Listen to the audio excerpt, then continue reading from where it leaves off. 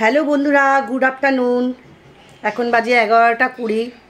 তোমরা দেখতেই পাচ্ছ মোদি আজকে ব্লগটা শুরু করছে। আজকে 15ই আগস্ট আর বৃহস্পতিবার, এইটুকুই বলছি। আর স্বাধীনতা দিবস আজকে আমাদের independence day, happy independence day বা দেশ স্বাধীন হয়েছে এইসব নিয়ে কোনো আলোচনা কথা বলবো না, কারণ আমাদের দেশ স্বাধীন হয়নি।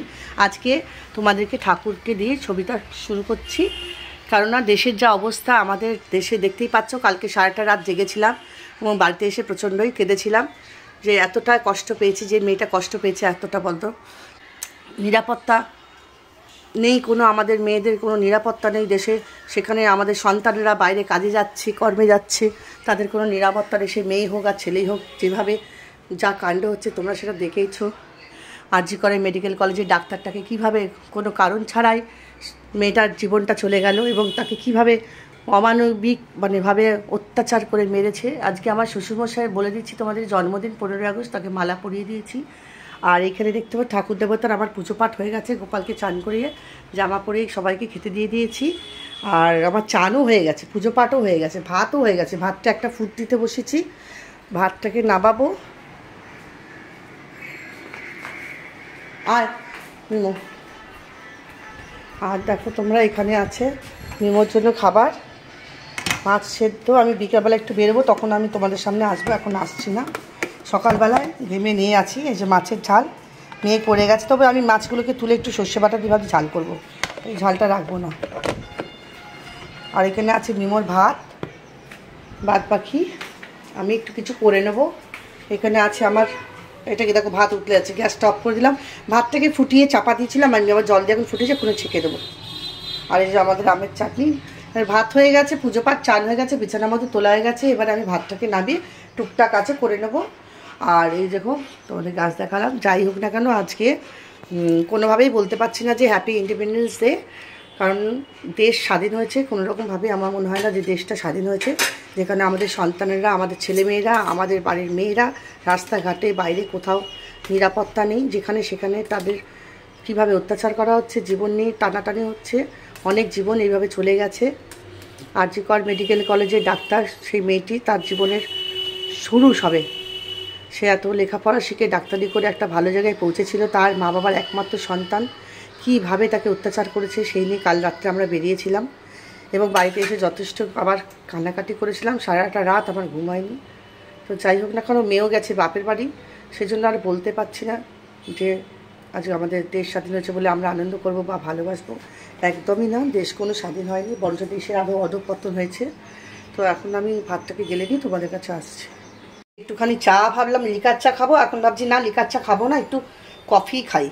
কেননা ভাত তো গেলে দিয়েছি, এই যে দেখতে পাচ্ছ ভাতটা উপর দিয়ে দিয়েছি। চাটনিটাকে ফোটাবো, আর একটু লাউ চিংড়ি আছে কালকে, সেটাও একটু গরম করে নেবো। মাছের ঝাল আছে মুখার্জিবাবুর জন্য, দেখছি একটু উচ্ছালু ভাতে দিয়ে দেবো, দই আছে, চাটনি আছে, হয়ে যাবে।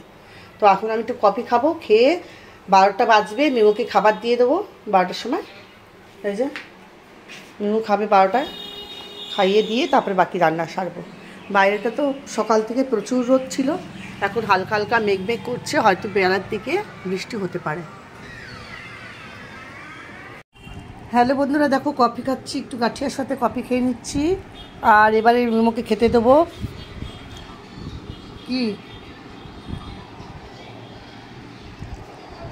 এই যে বন্ধুরা দেখো, প্রেশার কুকারে একটু উচ্ছালু সেদ্ধ দিয়ে দিয়েছি, আর এখানে কড়াই তেল দিয়েছি, চাটনিটা ফুটিয়ে গরম করে রেখেছি, একটু ফোড়ন দিয়ে, একটু চিনি দিয়ে, জল দিয়ে, নুন দিয়ে একটু বাড়িয়ে ফুটিয়ে রাখলাম। আর গাঢ় হয়ে গেছিলো চাটনিটা। আর এখন দেখো মাছের ঝাল করব। এই যে মেয়ে মাছের ঝাল করে রেখে গেছে, কিন্তু ঝালটা একদমই ভালো হয়নি, টালটালে আর কাঁচা কাঁচা পেঁয়াজ। ওই জন্য এটাকে কী করে মাছগুলো তুলে একটু সর্ষে বাটা দিয়ে ঝাল করবো। এই যে এটাও নিয়ে নিয়েছি, আর চাটনিটা ফুটিয়ে রেখেছি।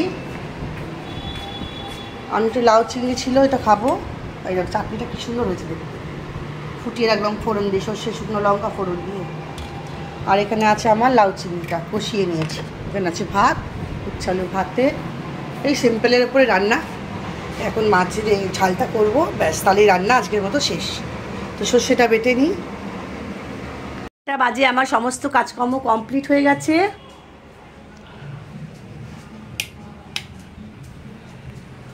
দেখছো ঠাকুরদের সব খাওয়া দাওয়া হয়ে গেছে, দেখেইছি তোমাদেরকে। রান্না পুরো কমপ্লিট হয়ে গেল। রান্নাঘর গুছিয়ে গেছে, পরিষ্কার করে ন্যাংরা ছোকরা সব মেলে দিয়েছি। রান্নাঘর একদম কমপ্লিট।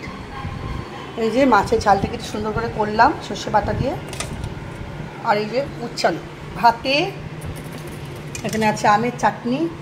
আমের চাটনিটা একদম গাঢ় হয়ে গিয়ে না কেমন যেন হয়ে গেছে, দেখো সুন্দর করে নিয়েছি। ফোনটা বেঁকে যাচ্ছে। এখানে আছে আমার লাউ চিংড়ি, দেখিয়েছি তোমাদের আগে, এখন আবার তুলতে পারবো না, অসুবিধা হবে। আর এখানে আছে আমার একদম সাদা ভাত, 1 ডেচকি ঝরঝরা। ভাতগুলো দেখেছো কত সুন্দর করে ঝাঁকিয়ে তাকিয়ে সাইডগুলো মুড়ে টুড়ে দিই। মেয়েকে তাই বলি যে পরিষ্কার করে মুছে দিবি। ওই ভাত কখনো আটা আটা হয়ে যায়, কখনো গলে যায়, কখনো ঝরে যায়, অনেকবার দেখিয়ে দিচ্ছি। আর যদি না নিতে পারে আর কী করবো বলো। আর এখানে আছে গন্ধরাজ লেবু, একটু পাতিলেবু মেশানো আছে কাটা। আর এখানে আছে মিমোর শশা। ফল ফুরিয়ে গেছে, বিকেলবেলায় বেরোবো, তখন গিয়ে মিমোর খাওয়াও কমপ্লিট। আর এখন একটু বিশ্রাম নেবো, তবে মুখার্জি ও চান করতে গেছে, আসলে খেতে দিয়ে দেবো। আর মিমোর খাওয়া দাওয়া হয়ে গেছে, মিমো হাগুমতো কিছু করলো না, পরে করবে আর কি। চলো একটু রেস্ট নিয়ে এখন আর কি করবো বলো। আচ্ছা, গান বাজছে বাইরে। হ্যাঁ, স্বাধীনতা দিবস হয়েছে না, গান বাজছে। এদিকে মানুষের প্রাণ চলে যাচ্ছে, ছেলে মেয়েদের প্রাণ চলে যাচ্ছে, জ্যান্ত মেরে ফেলছে ছেলে মেয়েদের। এই হচ্ছে দেশ স্বাধীন, এদের তো গান বাজনা দেওয়াই উচিত না।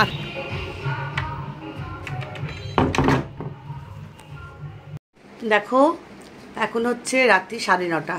হ্যাঁ, আজকে সকাল থেকে তোমাদের সামনে আমি আসিনি, এমনি কাজকর্মের মধ্যে খুব ব্যস্ততা ছিলাম, আর মুখ দেখিয়ে কাজ করিনি। তার কারণ আমার হালকা ড্রেসে থাকি বলে, তাই তো বিকেলবেলায় সন্ধ্যেবেলা থেকে বেরোবো ভেবেছিলাম। এখন বাজে 9:30।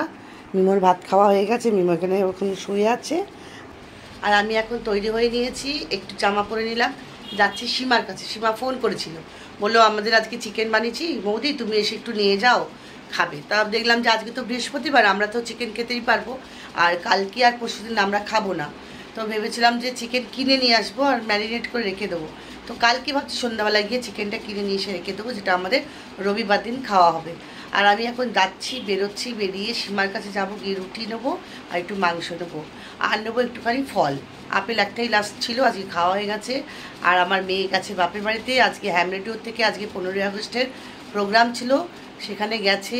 আবার ওখান থেকে বাপের বাড়ি চলে গেছে, সে আসবে রোববার দিনকে। তো চলো তোমাদের সামনে এখন এলাম, আমি এখন যাচ্ছি, তোমাদেরকে নিয়ে যাচ্ছি। বাবা, আমাদের এই মোড়টায় আবার প্যান্ডেল কাটিচ্ছে, কিসের জন্য? পুজো টুজো হবে বোধ হয়, পুজো হবে বোধ হয়। এই যে লাইট দিয়ে সাজিয়েছে দেখছি, কি জানি কী পুজো হবে। চলো আমি চলে যাচ্ছি এখন সীমার দোকানে।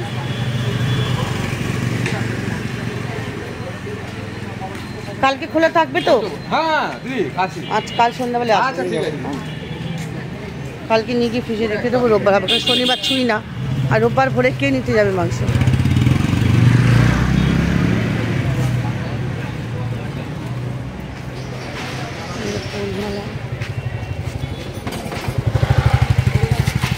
এই যে সীমাকে ফোন করলাম, দোকানটা বন্ধ হওয়ার জন্য খুলে গেল কি জানি। এটা দেখি আবার রুটি বানাবো কি রে? ও, এখানে কি কি দেখেছিস? তো ফ্রাইড রাইস, চিকেন কষা 2 পিস মাত্র 50 টাকায়, বুঝতে পারছো? সবাই দৌড়ে দৌড়ে চলে এসে এখানে দেখিয়ে দাও এইগুলো। ওই যে এখান থেকে এই যে দাদা সব বেড়ে বেড়ে দিচ্ছে। এই যে ফ্রাইড রাইস, কিশমিশ কাজু পড়েছে, সব পড়েছে, সব দেখিয়ে দাও। কিশমিশ তুলে দেখিয়ে দাও, কিশমিশ তুলে দেখো, ওই তো কিশমিশ। হ্যাঁ ঠিক আছে। আমার আসলে না রাইস কেউ খেতে চাই না, পছন্দ করে না। এই যাচ্ছি এখন ফলের দোকানটা দেখি খোলা আছে নাকি। আপেলটা একটা ছিল, শেষ হয়ে গেছে, মনে হচ্ছে বন্ধ হয়ে যায়। না 15ই আগস্ট একটু জল টল খাবে সব, ওরা বন্ধ হয়ে গেছে মনে হচ্ছে। দেখো সব বন্ধ দিল।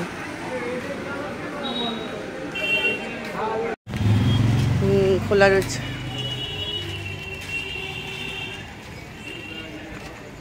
সেদিন আপেলটা ভালো ছিল গো, মিষ্টি মিষ্টি রসালো ছিল। আর এই যে সীমার কাছ থেকে নিয়ে নিচ্ছি, এখানে দাদা মাংস রুটি দিয়ে দিয়েছে। কোথায় গেল? এই যে এইটা ফল। আর এই সীমার এখন নতুন মাংস রুটি, এই ফ্রাইড রাইস আর মাংস পাওয়া যাবে। যারা যারা খাবেন সবাই আসবেন, ঠিক আছে? 2 পিস চিকেন দিয়ে ফ্রাইড রাইস দিয়ে অফার চলছে, মানে আমি এটা দেবো সবসময় 50 টাকা প্লেট। এত কমে? হ্যাঁ বাবা, এত কমে তো অন্য কোথাও পাওয়া যাবে না রে। না, দিচ্ছি। বাবা, তো সবাই দোকানে আসবে, ভিড় হয়ে যাবে। সবাই আর আসবেন। খুব আর রান্নাটা তো টেস্টি রান্না, সবচেয়ে বড় কথা। যেমন তেমন রান্না করে না, সেটাই বড় কথা। খেয়ে দেখো। হ্যাঁ ঠিক আসবেন। আছে, হ্যাঁ রাখলাম। এই যে এই বৌদির দোকান থেকে নিয়ে নিলাম আমি 1 কিলো পটল, আর ওল পেলাম না, বাড়িতে বাজার আছে জন্য আর বেশি কিছু নিলাম না। পটল পোস্ত করব তাই নিলাম। এই যে প্যান্ডেলটা করছে কেন? সিনেমা হচ্ছে, এই যে মিমো ছটপট ছটপট করছে, আমি চলে এসেছি বাড়িতে।